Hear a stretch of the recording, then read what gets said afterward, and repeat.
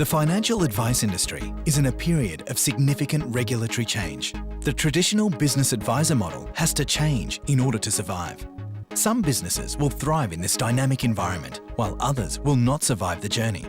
In No More Practice 2, we'll follow 3 financial advisors as they undertake their very different journeys on the quest to find a place for their business within the changing financial services industry. Meet Chris Browne. Financial planner Chris was the winner of the 2007 Association of Financial Advisors Rising Star of the Year. Now, as the founder of Financial Design for Life, Chris wants to sell a parcel of clients that no longer fits his business model. So I think that this step to sell this particular parcel of clients will only make the business more efficient and will see us grow into the future. Not everyone agrees that Chris has the right idea. Should he sell the clients to keep them and develop the potential they represent?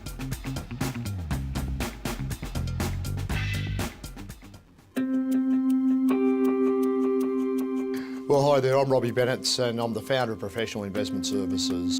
Robbie Bennetts will be Chris's mentor and attempt to help him make the right choice.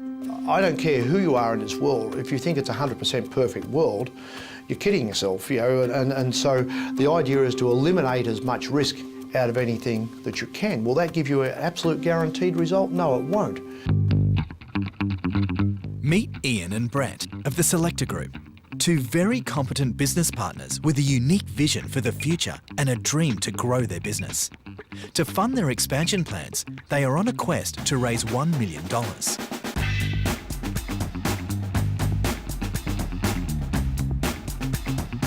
We feel pretty confident at the moment about not only achieving our goals short term but also longer term. It's time to do it. I'm Barry Lambert. I'm the founder and chairman of Count Financial Limited. Barry Lambert will provide guidance to Brett and Ian as they pursue their $1 million dream. But will he see the value in their thinking? I'm looking at the risk involved because if you lose all your money, then it's all gone. It doesn't matter what the upside is. So you've got to get the risk reward in balance, and you've got to understand the risks. Over the next 6 weeks, we'll follow our financial advisors as they attempt to steer their businesses through this changing landscape, and we'll explore the impact of the FOFA legislation on their dreams for their businesses. They will be provided with the best advice money can buy, and will need to learn quickly which advice is worth taking and which is not. Their ability to adapt and incorporate changes to their business plan will be assessed by some of the industry's most experienced and successful players.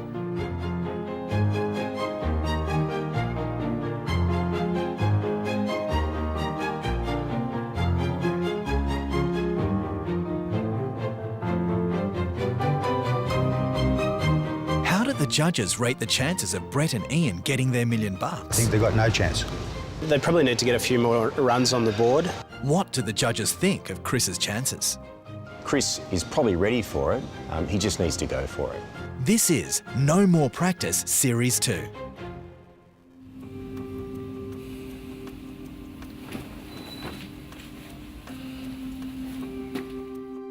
Robbie, need your help.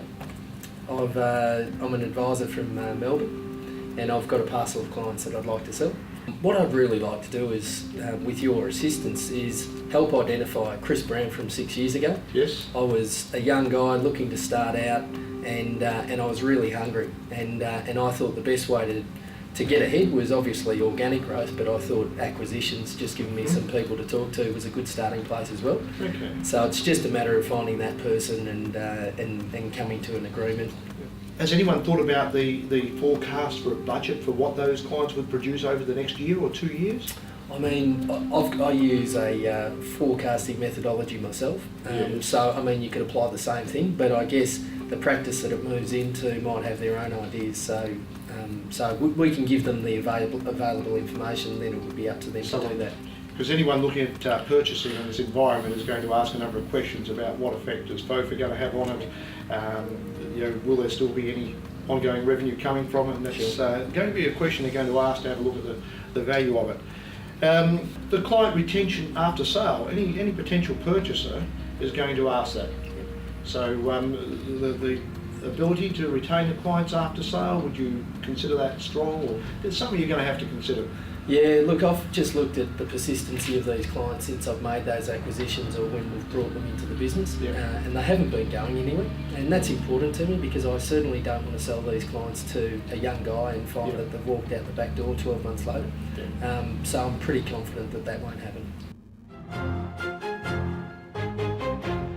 So our mentors have provided valuable advice. Let's see if our panel of judges agree. Yeah, I think Chris probably needs to get a bit more direction of who he focuses on selling to, because it sounds like he's got quite a strong passion or desire to sell it to younger advisors like himself, or how he was 6 or 8 years ago. I think he'd probably be better served focusing on targeting a larger financial advice business nearby as a prospective buyer. You've got to have a good reason to sell. And you've got to have a good reason to sell in terms of how that enables the growth of your business. I thought Robbie probed quite cleverly around those issues.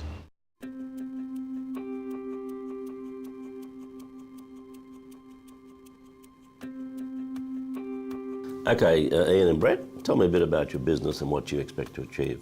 We're at a turning point. We both recognise strength in each other that we don't necessarily have. For example, I'm not great with systems. Fantastic with the sales process and the compliance side and the technical side.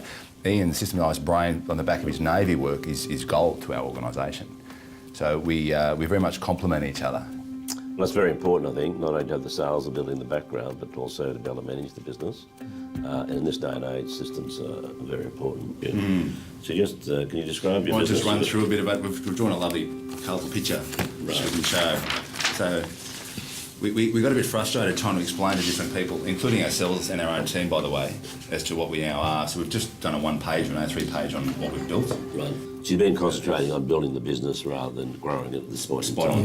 Yeah. Obviously, you've had success in growing it, otherwise, and this is what has given you enthusiasm to continue with that model. Yeah. Right. So tell us about these various sectors. On the mortgage side, we do residential, commercial, construction. On the wealth side, we do full financial planning as well as insurances, risk, that sort of thing. The other divisions are real estate Selector, so we have licensing, again, in a separate organisation under that, and equipment finance.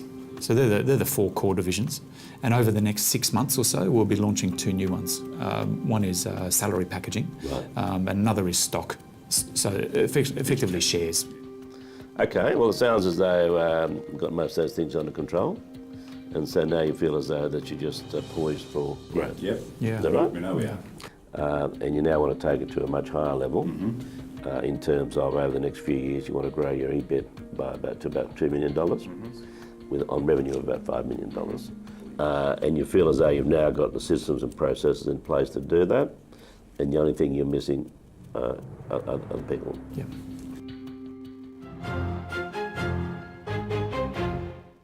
So our mentors have provided valuable advice. Let's see if our panel of judges agree. It seemed to me that they've got all the enthusiasm, they've probably got the nub of a terrific business. They just need to concentrate on the core and not try to go too quickly about their growth. Just make sure what you do well first works very, very well and is very repeatable, because once you have that, it's something that people are prepared to invest in.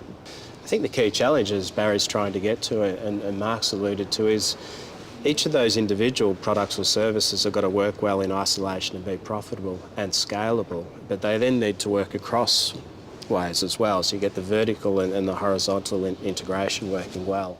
Next week in No More Practice, Barry and Robbie get the chance to respond to the business models pitched to them, and their advice may be surprising. Judgment Day is a day to be excited.